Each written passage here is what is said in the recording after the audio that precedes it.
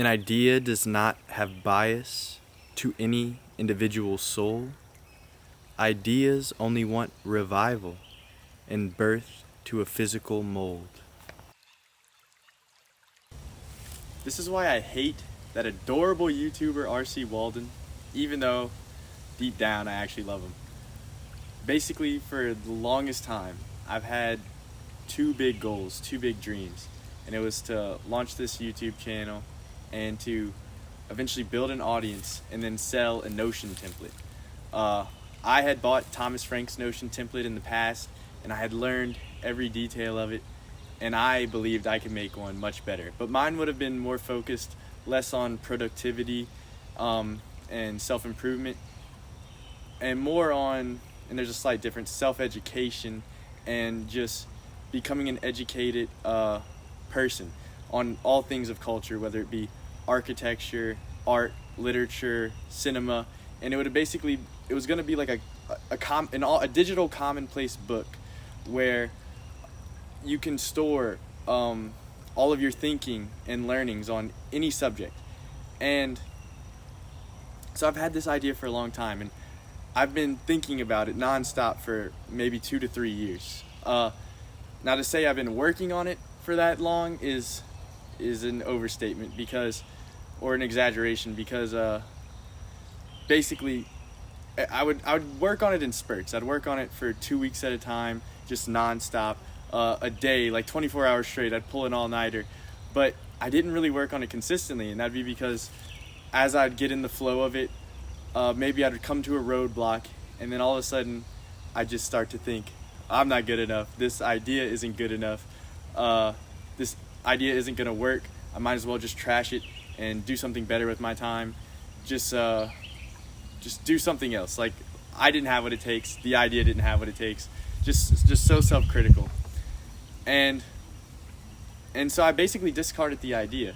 And lately, though, I've been getting, you can only ignore your creative dreams for so long, I guess. And they've just been coming back in me, and I feel this compulsion that I can't ignore it anymore. I just have to start making. So I guess over the past 4 days, I've been trying to make a video a day. Did not accomplish that goal. I basically start and stop and just, once again, just leave with an unfinished product, just thinking, I'm not good enough. This idea isn't good enough. I need to just quit. And so last night, literally just last night, this process had happened again. I had tried to make a video that day, left discouraged, and so I was going to my security blanket, the thing that has given me solace when I'm feeling bad time and time again throughout my life. It's going to my beloved YouTube. And on my recommended page this night, I see a video posted by R.C. Walden. And just a little preface. I've been watching him, I guess, for like 6 years. And throughout this time, there's been many videos where whatever I was thinking at the time, he would make a video on it. And he'd say my ideas better than I could have said them. And I would just get so angry because I was like, geez, if I would have just had the balls, had the courage to have made that video, like, I could be him. So just I think me and him are tuned into the same signal, is what I'm saying. And so literally last night, he launches a video of, he posts a video of him launching a new Notion template.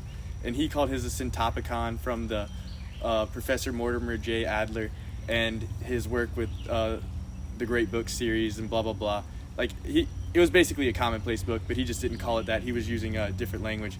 And I just see an idea, although I still think mine is better.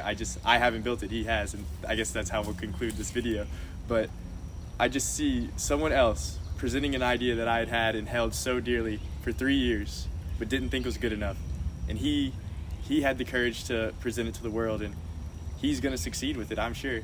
I hope he does, and I'm not. And that's the moral of the story, I think, is just, my idea could be better than his. I'm not the judge of that, but his exists in the physical world and mine doesn't. And for every idea that maybe he and I have both shared, and he's produced it and I haven't, he's the better man for it. And so, although I started this video with why I hate R.C. Walden, yes, these experiences of seeing him make ideas that I've had have brought me a lot of anger. I actually don't hate him. I think he's awesome, and I respect him so much for making his ideas a reality. Okay, so just some final thoughts and remarks. Basically, all of the emotions and thoughts I was having reminded me of this passage in Emerson's Self-Reliance. Great essay. I highly recommend you read it. But this is literally on the first page, so just start reading it, and I'm sure you'll love it. But this quote right here just summarizes all of this for me perfectly. So let me read it to you. It says, "Great works of art have no more affecting lesson for us than this. They teach us to abide by our spontaneous impression with good-humored inflexibility, then most when the whole cry of voices is on the other side. Else, tomorrow, a stranger will say with masterly good sense precisely what we have thought and felt all the time, and we shall be forced to take with shame our own opinion from another." So I just think that perfectly summarizes it, like that feeling. I think all of us, actually he says another thing too in this, but we all, I gotta find it, but he basically says genius is basically, we sense genius in works whenever we hear someone else saying what everyone has felt before. Let me try to find the exact quote. Sorry.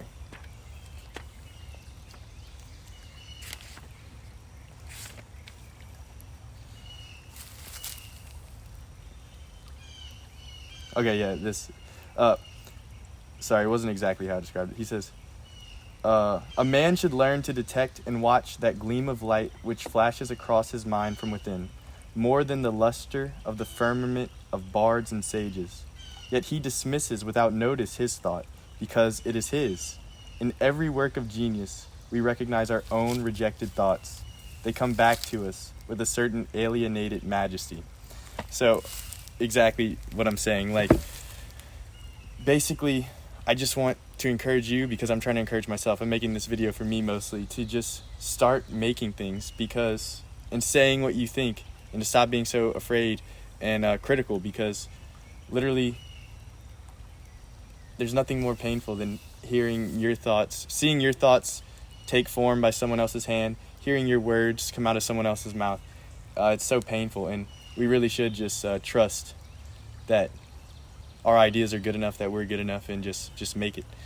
And then so one final quote I wanted to add that I had read the other day and I've just been thinking about, and this one's by Mary Oliver, and she says, "The most regretful people on earth are those who felt the call to creative work, who felt their own creative power restive and uprising, and gave to it neither power nor time." And I had to look this up, so I'll help you out. Restive basically means unable to control or unable to keep quiet. And so it's just like this energy that you can't control and that is just bursting at the seams. And so, yeah, I just think I don't want to be that person. I could totally see myself. I mean, I've literally felt the desire to make things since I was probably 12, and I'm 24 now. And I've not made that much, other than like I played a lot with Legos as a kid, but I don't know if that counts. And because I guess just as I became self-conscious, I just was like ashamed of making things and ashamed of what I could make, and basically that just limited my growth. The whole point of this, I think, is to just get better and to have fun, and I took all that away from it. So I don't want to end up being that person that regrets everything and feels like they had so much within them that they didn't let out. So here's my first step in trying to bear more fruit, and I encourage you to do the same. Thank you.